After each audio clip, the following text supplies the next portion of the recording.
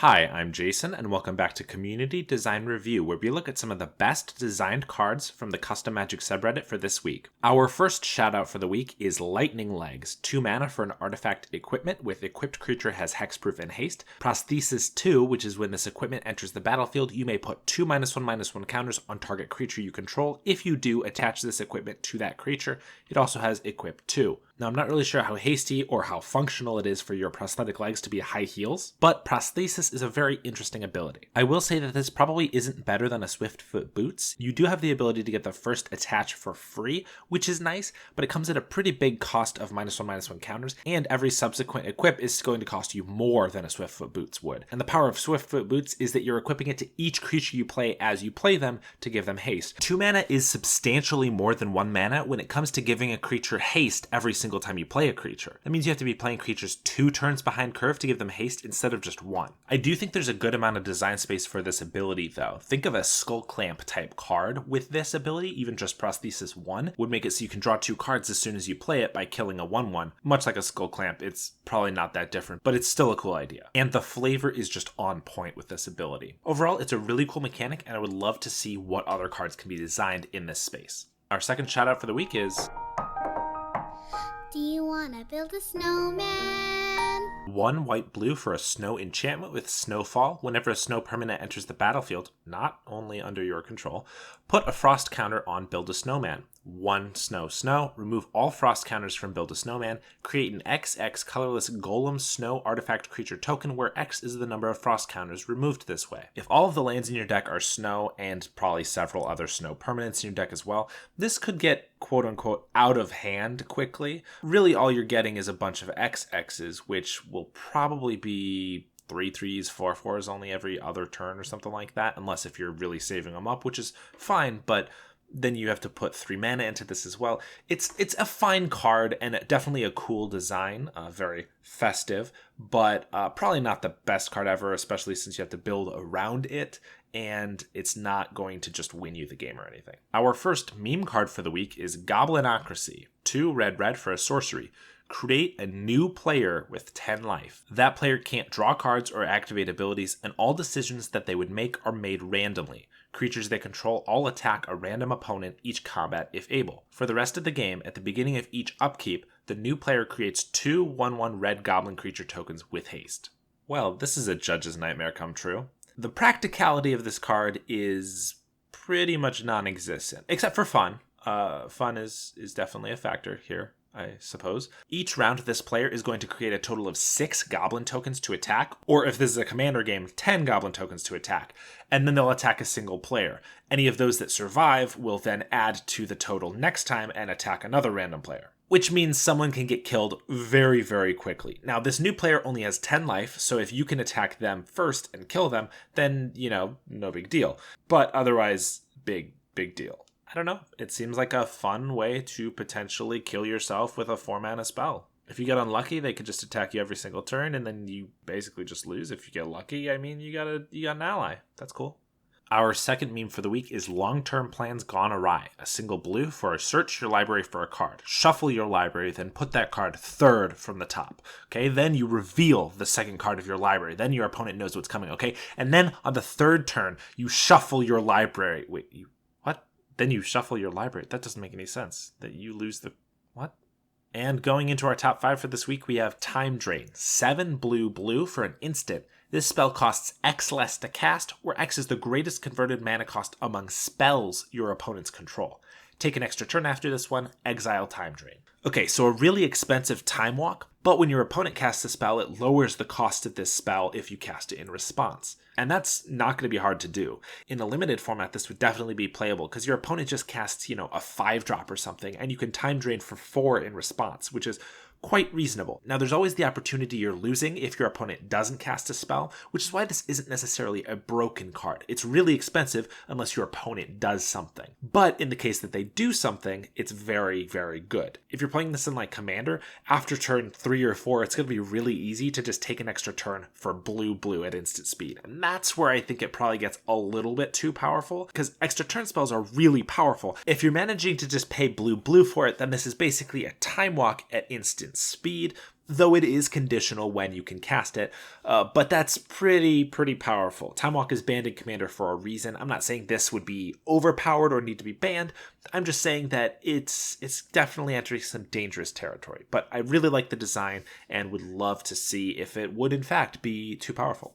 And for number 4 this week, we have Lava Rain. X red for a sorcery. Lava Rain deals X damage to each creature and each player. If black was spent to cast the spell, Lava Rain has Death Touch. So if you're playing mono red, or at the very least not playing black, this is basically a Magma Quake, except it does hit creatures with flying, but it's not an instant.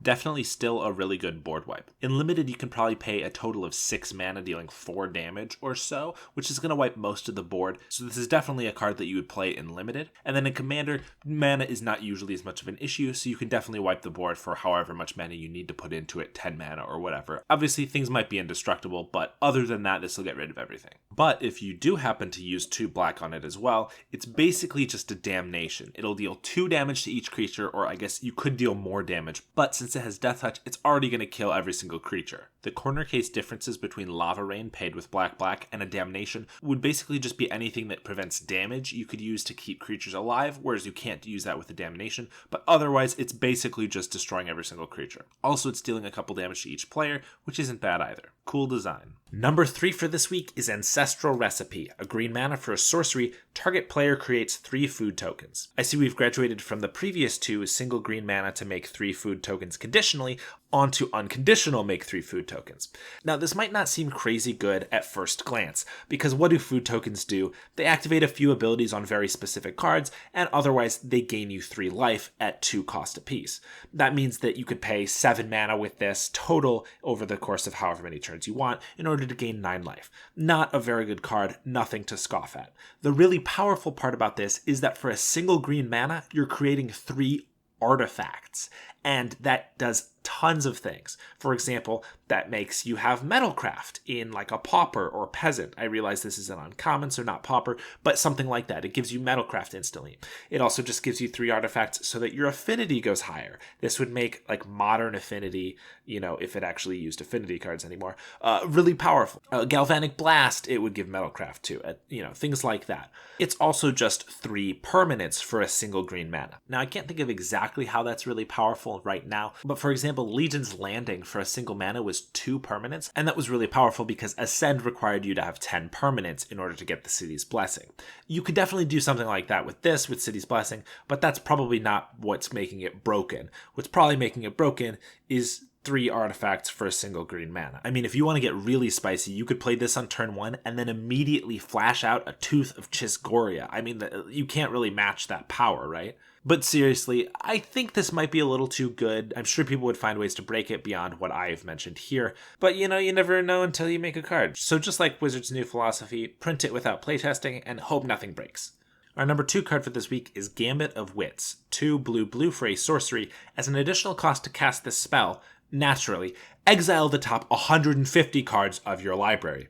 And then you draw 50 cards. Now, for any of you math whizzes at home, this means you need to have at least 200 cards in your deck to not instantly lose. This is, of course, a reference to Battle of Wits, which is a card that wants you to have over 200 cards in your deck. And while both these cards would want to be in a deck with at least 200, probably 250 cards, they don't actually synergize in any way. By playing Gamble of Wits, you're preventing yourself from being able to win with Battle of Wits. Now, you could definitely put both of them in a deck, especially if it's, Singleton or something like that, because the chances of you drawing either one of them is very low with 200 plus cards.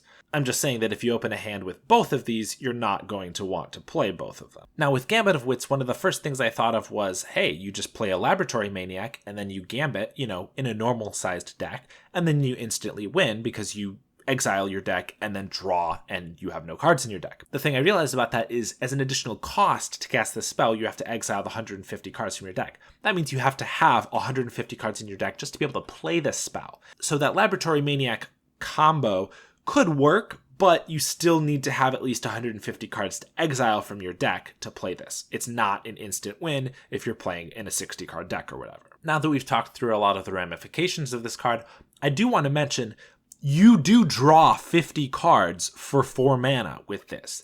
Now, you have to have a really big deck, But assuming you have enough cards to survive in your deck after you've gotten rid of 200 of them, you have 50 cards in hand. If you have a Reliquary Tower out or something like that, then you don't discard any of those cards.